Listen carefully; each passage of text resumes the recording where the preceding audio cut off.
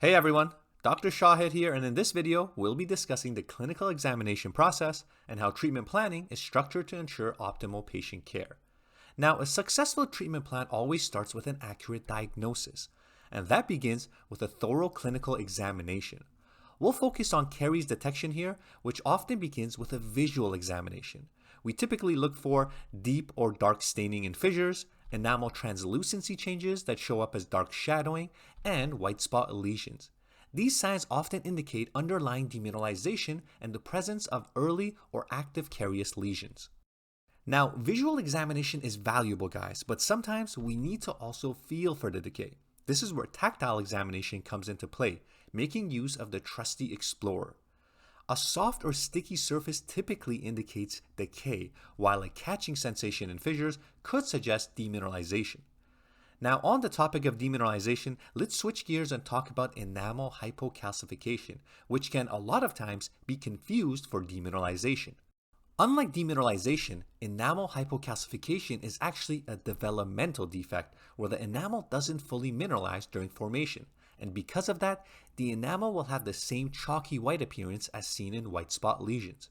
Now, there's a couple different ways to differentiate between enamel hypocalcification and demineralization. Firstly, enamel hypocalcification typically presents on multiple teeth since it's a developmental defect, so you'll likely have symmetry in the teeth that are affected. You're also more likely to find enamel hypocalcification on incisal edges or cusp tips, whereas white spot lesions are typically found in areas prone to plaque, such as the cervical third of teeth, contact points, or around brackets if the patient is undergoing orthodontic treatment. So whenever you see enamel that has a white chalky appearance, you have to ask yourself, is this a region that's prone to plaque and therefore demineralization? Investigating that question will go a long way in determining the correct treatment, which in the case of enamel hypocalcification would be no treatment. Alright guys, once you've come up with a diagnosis, the next step is treatment planning, which is typically organized into distinct phases to ensure that urgent needs are addressed before moving on to long-term solutions. The first phase of a treatment plan is the acute phase. The second is the disease control phase. The third is the definitive phase, and lastly, the fourth phase is the maintenance phase. Let's take a deeper look at the goals of each phase, starting with the acute phase. This is all about addressing urgent dental conditions because patients experiencing severe pain, infection, or swelling require immediate intervention before any other treatment can be planned. Common procedures in the acute phase would be things such as extractions, abscess drainage, and root canal therapy for symptomatic teeth. After managing acute conditions, we move into disease control, which focuses on eliminating active infection and caries. Procedures in the disease control phase include things such as caries removal, periodontal therapy, and root canal treatments.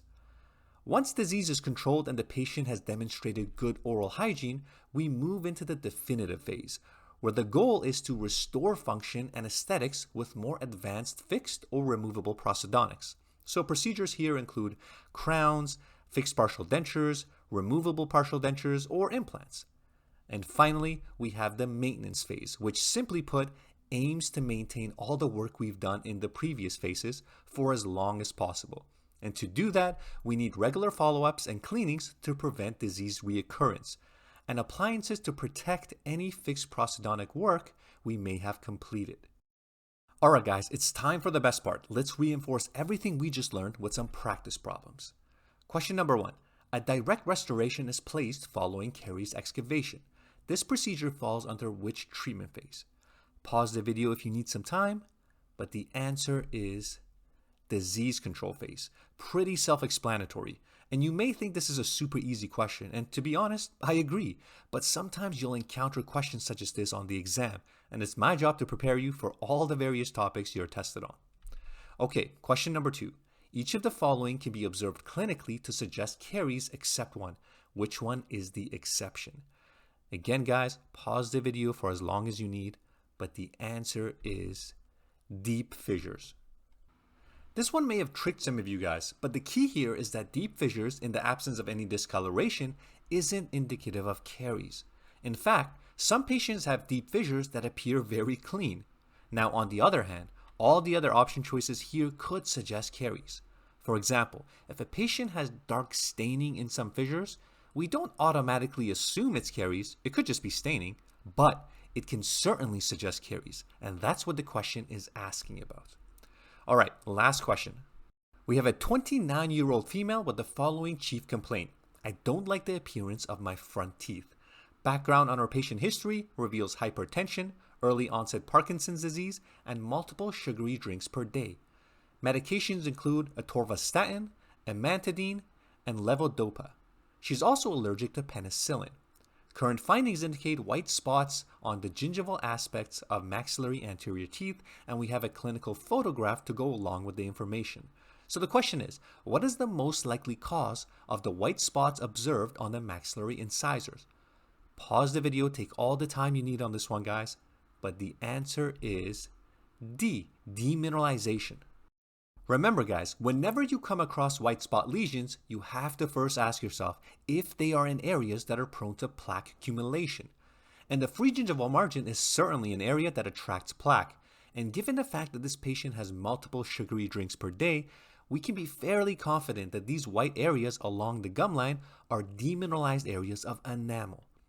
Fluorosis and hypocalcification are both developmental defects that would be present as soon as the tooth erupts, so they wouldn't make sense here.